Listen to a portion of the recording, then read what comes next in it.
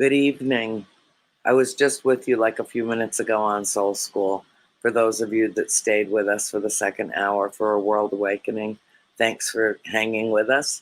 For those that are just tuning in, thanks for coming. And when you have a chance, based on how receptive you are to the conversation that we'll be having tonight, feel free to go back in the archives and watch Soul School, because it really is kind of an hour-long preface to this conversation. A couple of days ago, after the hearing in DC on the potential for extraterrestrial life, this isn't potential energy, it's kinetic energy. That aside, we'll discuss that. But I called a very dear friend of mine, and I said to him, you know, I know just about everybody, I think, that's working in the field of UFO research, ufology, for lack of a better term, the new nomenclature. And like UAP, you know, let's hijack UFOs and change it and maybe give it a little whitewash, a little facelift. Did that sound as sarcastic as I meant it to be? Probably. Okay, so the point that I was making, oh God, and I really did have one. Oh, yes. The thing that I did was I called this gentleman and I said, you know, I know pretty much everybody in this field I've worked with for many years now. There's only one person that I really want to talk with about this hearing today. It was on Wednesday. I called him. And he thought I was going to ask him for the number of someone that he'd had on his show that I wanted to have this conversation with, not understanding that I wanted to have the conversation with him. Ken DeCosta is one of the brightest stars in the firmament. He is so well educated, so well spoken, so put together in terms of his scientific and pragmatic approach to all things considered paranormal, supernatural, or not of this world. There's nobody that I consider more intellectually sound and yet more open, because he knows. And it's because he knows and because we've had like experiences that I wanted to share this hour with him tonight. So without further ado, Bill, please bring in Mr. Ken DeCosta, the founder of Rise Up Paranormal, which is now, I believe, in all 6 New England states. Brady, yes, he is. I am in danger of becoming overexposed. Doing a podcast last night. Here I am again. Are you people tired of me yet? No. Let me answer for them. No. Well, that's kind of you. How are you? Hey, thank you for having me on tonight. I know that we're going to get into the weeds on this, and yes, I'm looking forward to it. Well, the first thing, we started to on the phone, and there was a part of me that wanted to put on the brakes in the same way that Ben Hansen today said we might need to apply the brakes right now. And you know, the more I see, now look at all the love you're getting. Look at all the love you're getting on the bottom of the screen. Thank you. And I wanted to, you know, get your take on all of this. I wanted to share my opinions, but more so, you know, I just spent an hour talking about this in Soul School. So why don't you run with it, and I'll just interject where it seems appropriate, because I think that from what I gleaned in our brief conversation, you had some very erudite thoughts about this. Yeah, and I didn't want to share those with you because, you know, I thought tonight would be a better night to do it. I know we're going to get into the minutiae of things. I'll start with 2 takeaways. The first takeaway that I have is I thought that this hearing was not geared toward people like you and I.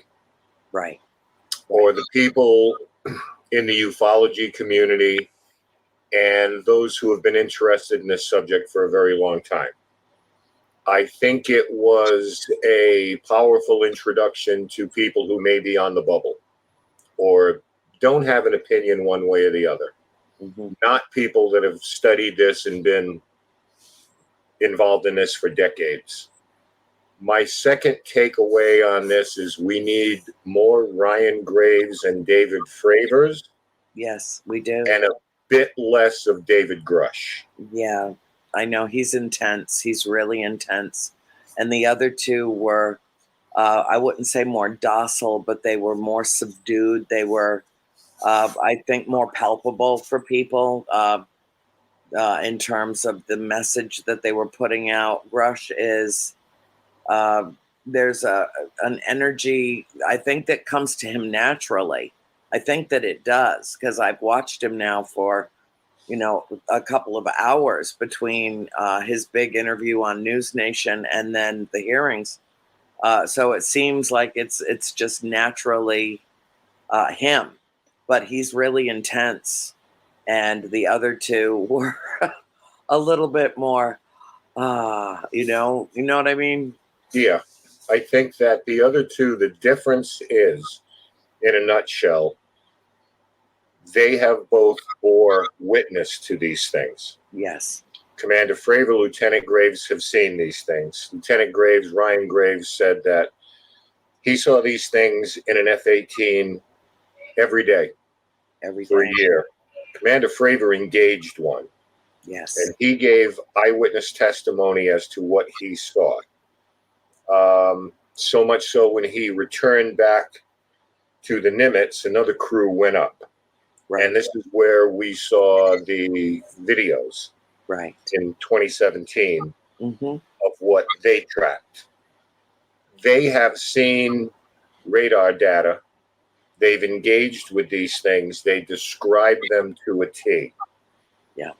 David Grush, in my opinion, is still a victim of the mechanisms that are there, whether it's AOC, Jared Moskowitz, Tim Burchett, whomever it was. There were far too many.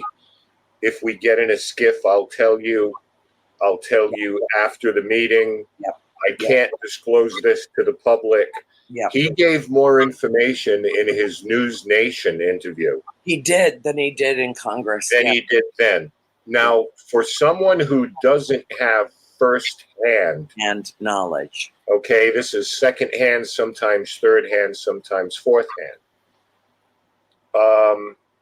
My concern, and I know that they were threatened, Pentagon, with the Holman Rule, which, if no one's familiar with that, basically Congress can either cut funding, modify funding, suspend the head of an agency, dismiss the head of an agency, or terminate the agency entirely, nuclear option. So that's a bold threat to make to the Pentagon. My concern, Annie, and you can address this, is let's say, for the sake of argument, that the Pentagon comes clean.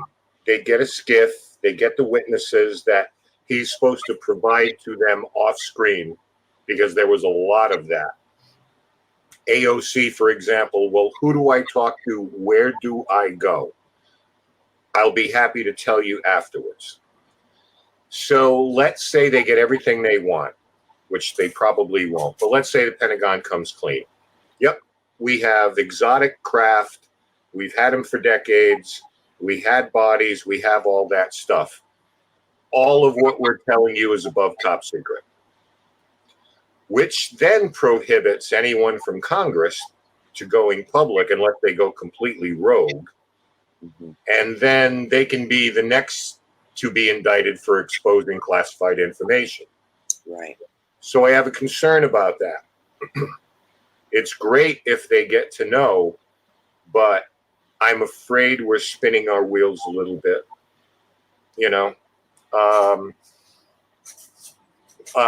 There's a comment from Matt, that's not fully accurate. He has firsthand experience with classified documents and photos. but they're not taken by him. Right. Okay. So they're a little bit different. It's a little bit different thing. Well, when they were discussing having 30 or more pilots that were willing to talk but were fearful to speak out, that speaks volumes about the common denominator between UFO, UAP being fear-based, being in a rudimentary, in a very base way, fearful of what they might do, why they are here, what's their ulterior motive, blah, blah, blah, all the same stuff.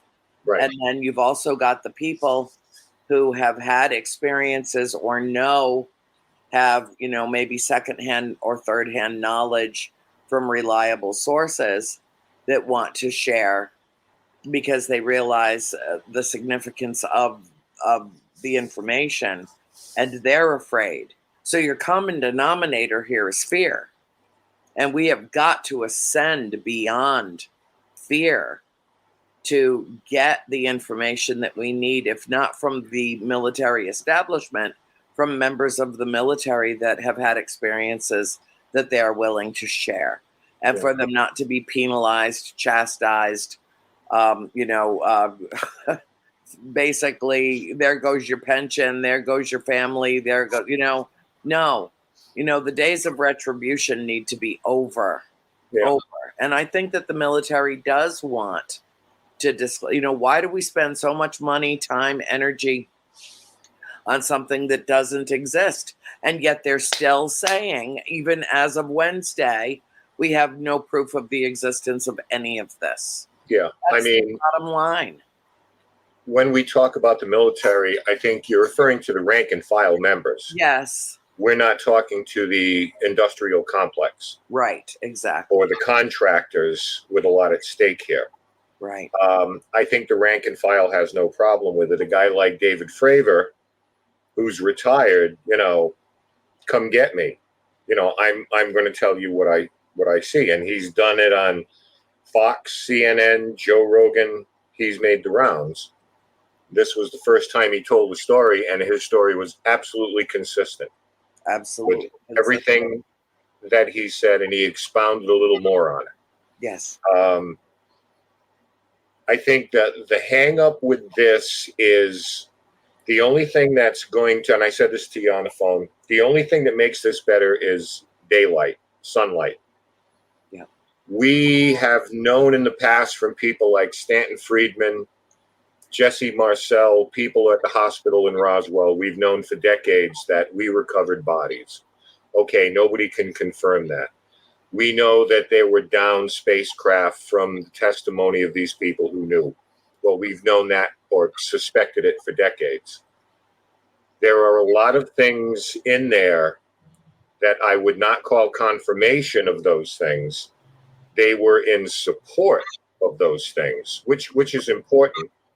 But we learned what's going on in as much as appropriations are moved around to the tune of billions and billions of dollars.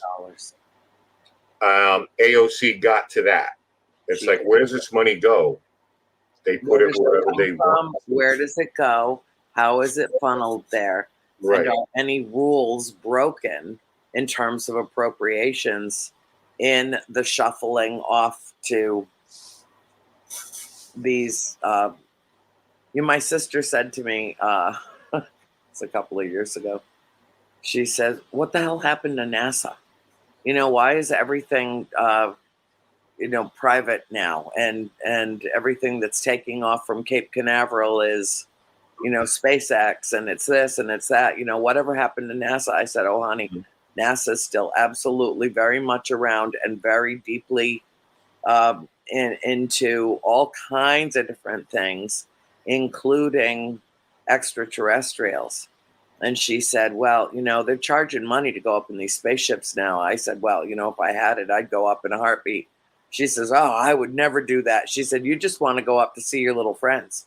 And my response to her was, I don't have to go to them. They come to me, and they're not that little. Right. At which point she pretty much just stormed out of the room and didn't want to continue that conversation because it frightens her. It does. I mean, Christine, you've met her, and she's a little freaked out about it. Doesn't want to discuss it. And if there's anybody, especially growing up the way that we did, we should be like more open than most to the possibilities that exist in the reality of our world and beyond our world. She doesn't want to, and that's part of the reason why I think, there are even some very well educated, very articulate, very, academically sound individuals that want no part of this subject. Just I mean, out of hand. When you get defense contractors and corporations involved in this, they pour their billions of dollars in because they have an agenda as well. Yes. But nobody from the Defense Department comes to us and said, well, Bob Bigelow just put $3 billion in this, so I guess that's $3 billion you don't have to give us. Not only do you still have to maintain the status quo, we want another $3 billion heaped on top of it. Yeah. So the question is, where is that money going? Is it going to our military? Is it going to R&D? Is it going to the men and women on the front line for armor, protection, whatever the systems are? And when corporations get involved in that, and you can see this from, if you took a roster of everybody who's worked in administrations down through the ages, find out what they're doing now. Wikipedia those guys and gals. You're going to find a great deal of them are consultants for defense contractors now, because that's where the money is. And that's where the development is. This is why SpaceX wants to go to the moon, because everybody wants to be the first to do that. Because on the military side, how do we take this technology and weaponize it? Right. On the corporate side, how do we take this money and financially benefit from it? Right. So the wrong people are running all of this now. So, I mean, that's where my concerns lie with disclosure. Yeah. Yeah. Money is running this now. Yeah. And it's big money, and a lot of it is private money. And a lot of it, is very, the whole clandestine nature around this subject. I often say, I said a little while ago in the show, I am not a conspiracy theorist. This is not a conspiracy theory. This is a conspiracy to keep silent about the most important subject that humanity has ever faced, ever. And a handful of people that have decided that humanity's not ready for it. And that includes them, because to disclose fully would mean that all the people, not just in the United States, but everybody in the world, would know that there are off-world beings that have more sophisticated technology, that are more powerful than we are. How can you be the most powerful on Earth if there's something from beyond Earth that, is capable of deactivating your nukes? Okay? Yeah. Is capable of outrunning you at any airspeed or land speed, that has propulsion systems that seem virtually invisible, that leave no trace of themselves as these vessels maneuver in ways which defy the laws of physics. Okay, then suddenly maybe your military doesn't seem quite so powerful, ours or anyone else's. And so I think that the intrinsic power structure which exists, and what Eisenhower described as the military industrial complex, the establishment, as it were, must maintain their at least air of authority. And that's why the messages that I have been getting for years and years, you and I have talked about this on a number of occasions. The messages that I complain about, I feel conflicted by, I tend to push back on, and have ultimately come to accept is forgive them. They're doing this for a reason. Don't hate them for what they're doing. You be the point of disclosure. Right. You, Well, I think the us. we used to think, or we were told or assume that we can't have disclosure because we don't want the American public to know that there is something out there that dwarfs our military. Right. The strongest in the world, the second strongest in the world, the third strongest in the world. Yeah. I mean, we've seen that with Russia. They've been exposed. They have. They have been exposed. They're Okay. crawling. So, Yeah. you know, that all being said, we already know now that we have no shot. David Fravor said that. It's like, we got no shot. If there's anything malevolent here, and Right. according to David Grush, there have been incidents where they have encountered malevolent pilots. I want to hear more about that, but I doubt we will.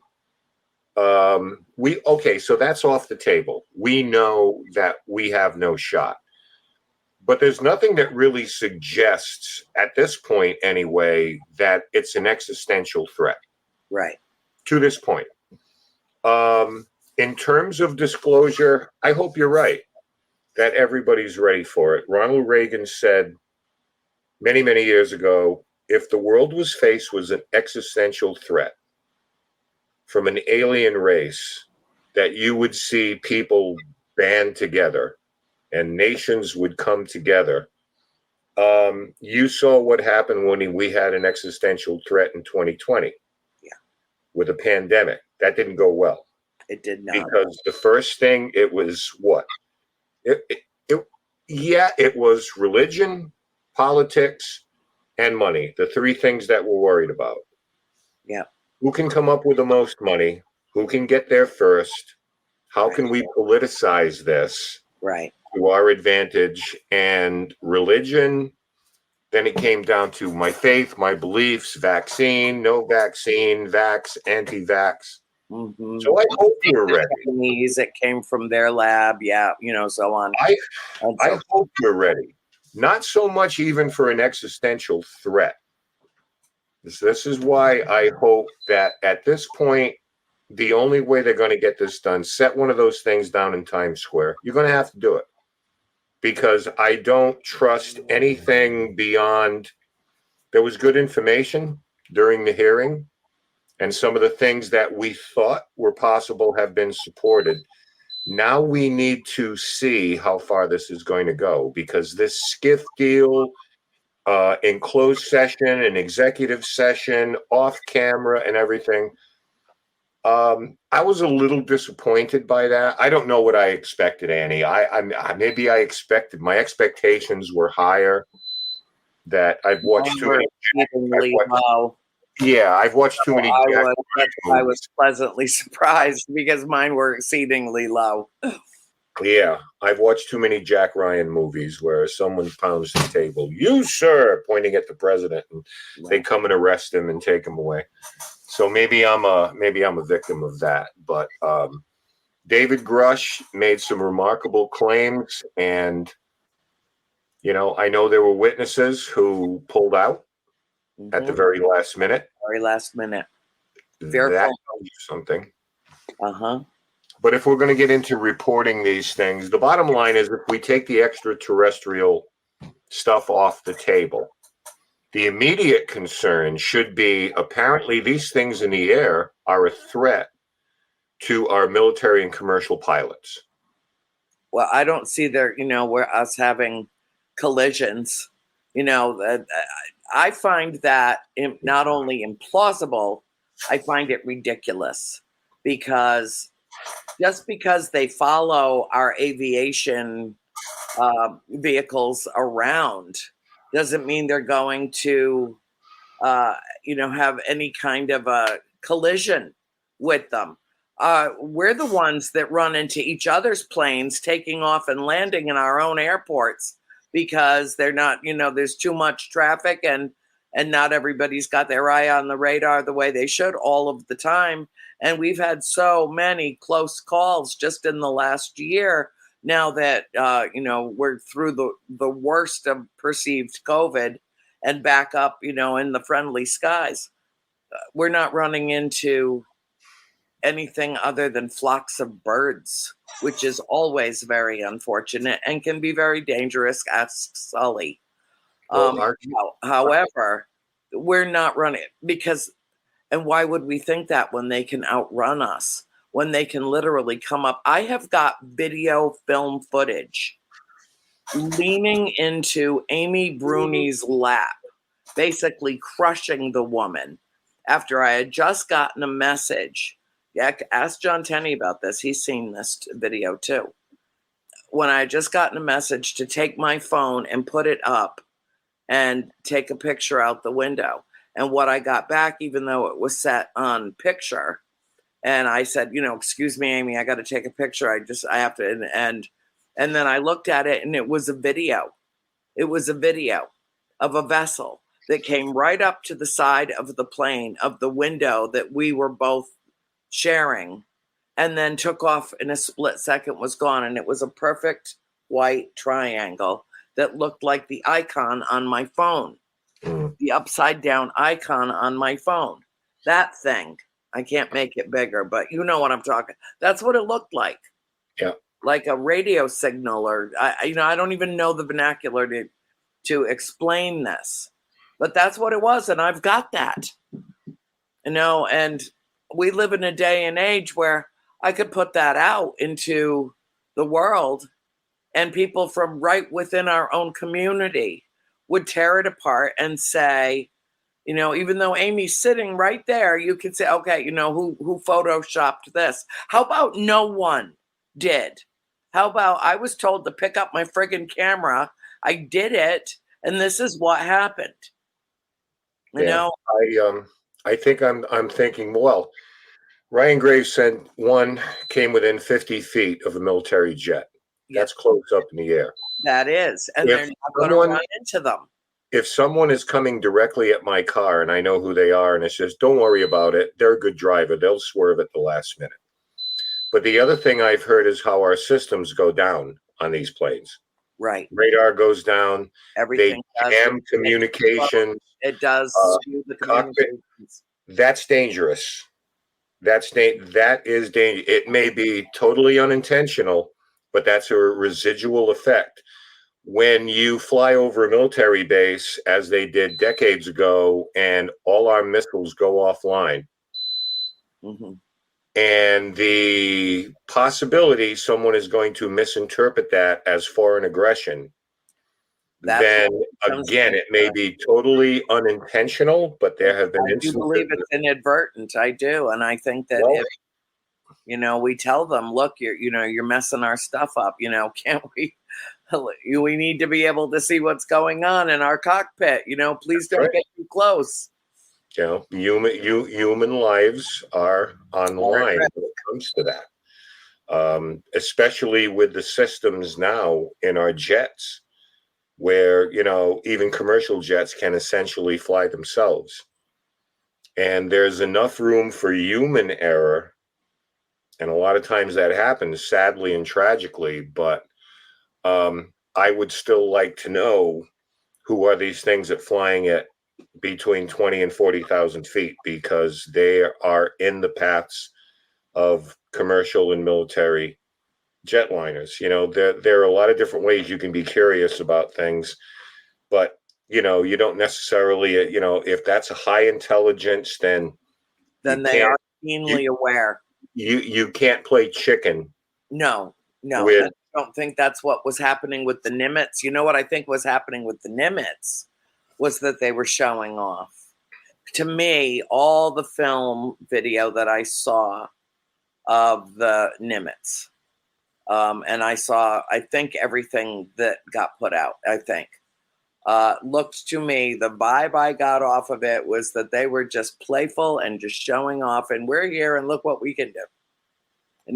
That was the whole vibe that I got from that. There was nothing threatening at all in any of the film footage. They were just making their presence known in a remarkable way. And I do believe that was 2010 when that happened, right off the coast of San Diego. 2004. Oh, 4, that's right. But then again in 2010. It took that long, yeah. And okay, so now, and so it was what, 2017? 2017 is when we got the film footage. footage of it, Right. going back all the way to 04. Mm-hmm. So if that's going to be, the basic mathematical equation they're using, what do they know now that we're not going to find out too until 2035? Right. I think you're going to get a lot more reports now because radars and sensitive detecting equipment has been recalibrated now because of the incidents balloons last year when things were being shot down. Yeah. So you'll see a lot more reports. I really just want to. There are two things that bother me about this. One is the mechanism in place or lack of a mechanism in place for systemic reporting, because you still have the stigma. I was watching a guy, a political analyst today, who decided to talk about this story because it is a congressional story. And his attitude is, wow, there was some wild things being said.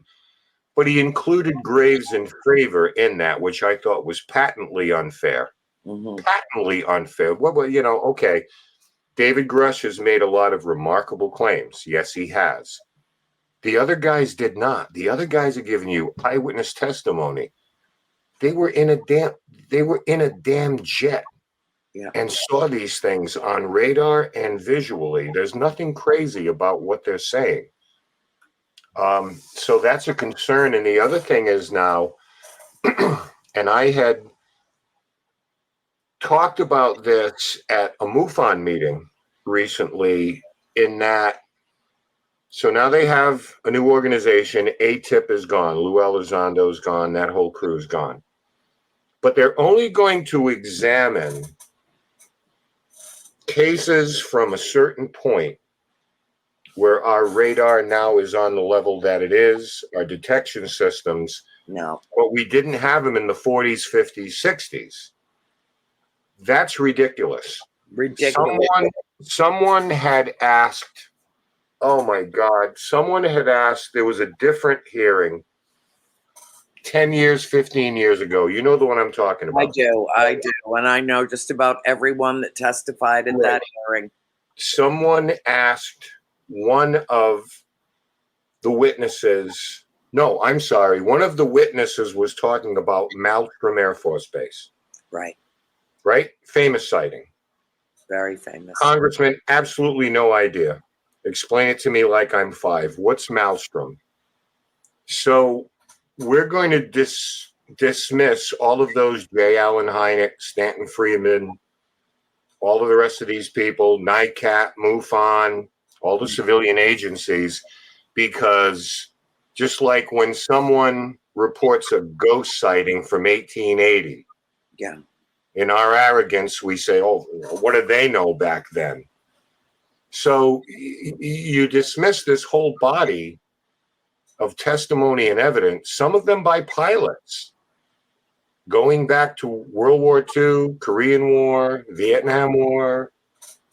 Yeah. And we're just going to worry about what's in our skies now, because we're much smarter than they were back then. I don't like it. I don't like it. You have to look at the entire body of evidence. Well, yeah, it's like keeping 20% of a strand of DNA and calling the other 80% junk DNA. When that's your whole history, that's your whole background, that's, what you're made of, where you come from, and who your ancestors are. It's the same principle. You're throwing out the baby with the bathwater by doing it, we need to go back as far as the sightings will take us. Yep. Before people even had the language, before there was ever such a thing as a flying saucer. There are reports going back in history, millennium, that of flying machines in the sky, but people didn't have the words for that. But they drew them on cave walls. And I mean, this is not new news. And, for us to be the hubris to say, well, now that our radar can pick up X and Y and Z. Yeah. What I experienced in the early 70s was seen on radar. Yeah, it doesn't count. It doesn't count. It changed my life. It changed the life of tens of thousands of people who had a direct encounter with it. And it was one of the most major events that had ever happened. It happened on 2 continents, for Christ's sake. It not only happened on the East Coast of the Americas, North America all the way down to Maryland, and then a scan of Western Europe, and then disappears up over the Arctic Circle, just like that. Right. Okay, we had radar. It was captured on radar. That's going to be dismissed because the radar was not sophisticated enough. Radar, not sophisticated enough. So all of these reports, let's forget the civilian reports. You're dismissing the military, Andrews Air Force Base, Malmstrom Air Force Base, Rendlesham Forest, all of these military installation, a disproportionate amount of which housed nuclear capabilities. Mm-hmm. Okay. And I thought, and to me, it's like, let me add them. That was my attitude, because I thought, probably through no fault of their own, because they're worried about other things. But I think a lot of the people who were doing the questioning, the representatives, were woefully unprepared to ask the right questions. Yep. The right questions. You can't, some immediately, to the detriment of the hearing, went to the extraterrestrial thing. My attitude is we'll get to that. Mm-hmm. Right now, let's talk about the existential threat to pilots and, 250 souls in a commercial aircraft. Mm-hmm. What are these things? If they know or have more information on these things, then one or two things have to happen. Tell us so we have a better understanding. And if you won't tell us, then please take the steps to make everybody safer who's in the air. Let these men and David Fravor's wingman, it was a misnomer. It wasn't a wingman, it was a wing woman. Yeah. She was second in command of the Black Aces, which the Black Aces are no joke. These are no joke squadron. And they spoke to her today. I caught a 6 or 8 minute excerpt, and I've heard her tell her story before. So yep. And that was no joke for those people. They weren't armed. It was a training exercise. And then they have to get to the point you have to treat it like anything else. If you have witnessed something, a terrorist threat, you're going to report that. Right, of course. I'm not calling these terrorists, of course, but I'm saying it falls along the same line. If you see something, say something. Yep. Alex Dietrich. Bill put up her name, Alex Dietrich. Alex Dietrich. Thank you. Thank you, Bill. I wanted to make sure she gets that recognition because, my wingman is like, no, a damn fine pilot in her own right. Yeah. So I guess the thing is now, if they start to get into the money part of it and all the rest of the salacious stuff, Annie, I know that there have been people murdered. I'll tell you later. Where does the line go that if these things can be documented, I have to report a murder. I have to report threats. I have to report Right. Under the Whistleblowers Act, you can't touch these people. I know he signed an NDA. I understood all of that stuff, but I'm still waiting. I don't know. I hope someone goes rogue or this kind of stuff is leaked, because I think that's the only way you're going to get whatever comes out of those meetings. We can't get a skiff. What do you mean you can't get a skiff? What are we sending you to Congress for? Just to do selfies and TikTok videos and like go do something that matters to people. Instead, gas stoves, we've had 3 hearings. Yeah. On this phenomenon, who knows if there's going to be another one. No, I think that there are going to be other ones, and I think that there's forward momentum now that didn't exist to this extent even a couple of years ago. Yeah. I also know that during the pandemic, when so many millions of people were, basically forced to shelter in place, people started bird watching a whole lot more, among other things. And another thing that they started doing was watching the sky and taking walks in the park. Not only getting grounded and reacclimated, reacquainted with Earth, but also looking up. And Right. and there was a real uptick in sightings over a very brief period, just a couple of years, where people were less uh, less aspersions were cast, and more people felt more comfortable sharing their encounters in a wide variety of ways, and particularly online, because how did we communicate with each other for basically 2+ years was predominantly online. And so people that were home and had some time on their hands, thank God the internet did not crash, started looking around for information, finding little shows like mine, and searching for answers of things that they might have encountered, or things that they witnessed. That the only plausible explanation seemed to be that it was a UFO, and so this is happening in fits and starts. When I had Stephen Bassett on a few months ago, he is the one that said to me, think about this a little differently. And I'll just paraphrase what he said because we're getting short on time. I don't know how this happened, but he said to me,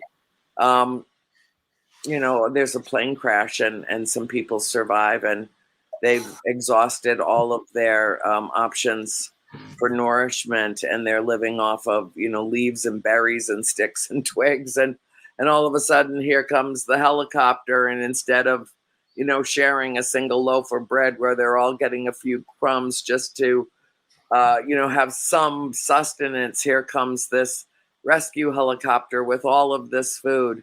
And the few survivors literally gorge themselves and die because they've eaten themselves to death. And there are those of us out there that are so hungry for information, for more information. I'm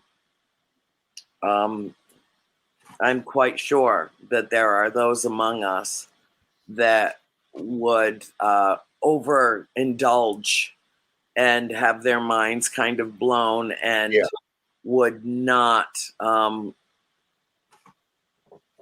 will not be able to digest what came at them all at once. Right. And so what Stephen Bassett basically said is spoon feeding the babies with pablum, what I've been saying for years. But that was my objection, is that we are being spoon fed like babies for years, for decades, a little bit here, a little bit there, just the littlest bit. And like I said, when I made my video on December 17th, or in December of 2017, when the New York Times broke the story about the Nimitz, which was not broken, that was inserted into mainstream media deliberately, thoughtfully, and not without some provocation, but that was all planned. They didn't just one day walk into the office at the Pentagon and say, let's tell the whole world about what we discovered on the Nimitz today. Here, give it to the New York Times and let them write a story. Oh, no.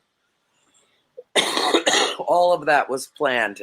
All of that was done with deliberate intent. And there was, there were many, many people involved with the decision making around that. And so when I made my video, I said, okay, so basically what we got today, folks, was a snowflake on the tip of an iceberg the size of Antarctica. That's right. What we got. And they're like, look here at this little snowflake. Don't look over there. Look here at this snowflake. Look what we've given you. And personally, this pisses me off. This is, I find, incredibly insulting, like the 16 great minds they put together and then offered them the unclassified material. Had I been one of the people sitting at that table, I would have had to stand up and say, this is an all or nothing proposition. If I don't have the proper clearance, get it for me and then show me everything, or I'm out of here, because my time's more valuable than this. My intellectual integrity is not going to be challenged in this way. No, and I wish that all of them had done that, because to show them the declassified material is absolutely repulsive and insulting. You know, I am get on the internet ourselves. I mean, I'm just totally over this bullshit. I really am. So it's got to be us, Ken. It's got to be us telling our stories. I am actually looking for, excuse me, I can't find it. We don't have that much time left. I am hoping that David Grush is not, and I can't think of the gentleman's name, but we all know who Richard Doty was. Yeah. He was a disinformation officer. Yes, he was. He was feeding this man who was operating a ham radio and picking up coded signals from a base, and they found out about it. And he would go and tell the guy, listen, yeah, we have extraterrestrial spacecraft, things like that, and we're not going to tell people, but I'll tell you exactly what we need to know. And this went on for years till eventually the man went insane, lost his job and everything. Now, I would like to think that David Grush, being on the inside, is smarter than that. But I'm hoping it's not one of those things where someone is being fed disinformation. I know. About these I don't things. think so. I don't think so. I don't think so either, but if we can put that off to the side, then you can move. And again, this is from someone, I've studied all of the, I know the good, the bad, and the ugly. Yeah. About this, from the Majestic 12 documents to all of this stuff. And I'm hoping that people just stay objective with this, because you made, I think, a great point. When you're so hungry for information, this is when you're at your most vulnerable. That's right. So you need to keep that objectivity in mind, and you really need to, I need to be shown. Mm-hmm. And I completely believe what Ryan Graves and David Fravor are telling us. Yes, I do too. Because look what they have put on the line to do so. And I think that the biggest service they're doing is essentially they are representing other pilots. Right. Who are having these encounters and engaging these things, and sometimes getting the shit scared out of them by, a sphere with a gray cube inside of it. Yeah. That's got to scare the hell out of you. Sure. I don't care how many years you've been up in the air. So I like the idea that hopefully, as they keep bringing this and they keep coming with this, that they represent the pilots who are seeing these things and are patriots and did swear an oath to the Constitution to protect and defend, against foreign and domestic or even alien, that they will report these things, because that, I think, in the grassroots is what's going to push this forward. I will believe when I see that the Pentagon, the DOD, and Congress is forthcoming on this. I don't think we have any idea what's at stake here or what they're keeping. Cover up? Yes, of course. Yes, there's a cover up.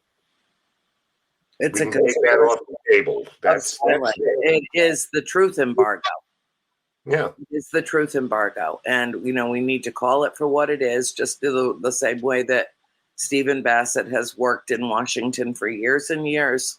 He's the only lobbyist on behalf of extraterrestrials in Washington, and he's made great headway over the years. He's a remarkable man.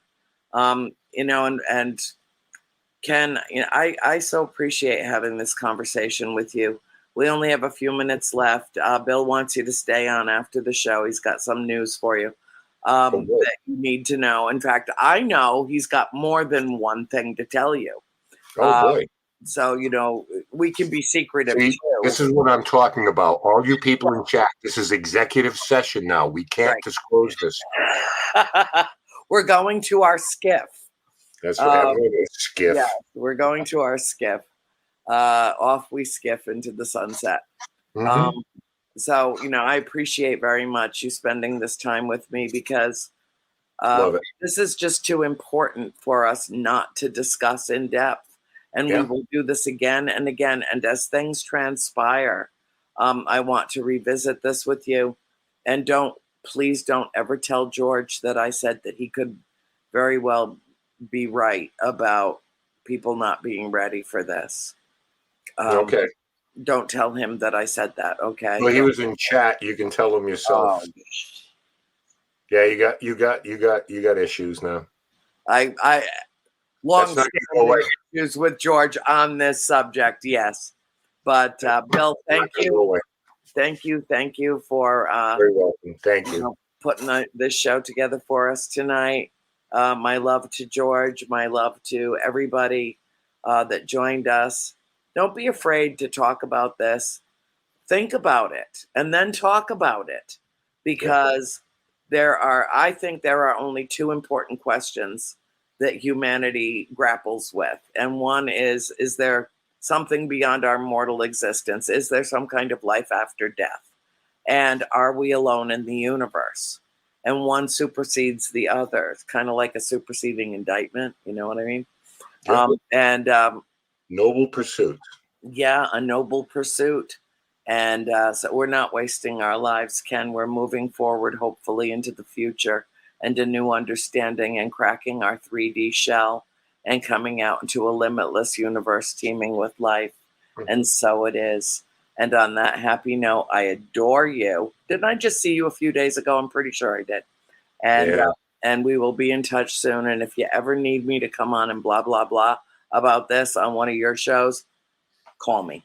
Maybe we'll do it in a couple of weeks on that Just Another Paranormal podcast. I just invented something, and it's lovely. I'm there. I need things to do. But Annie, thank you so much for having me tonight. This has been great. You're very welcome. And to all of you who are watching, remember to be the beacon, to be the light that you seek, to be the change you wish to see in the world. I love you all. Good night.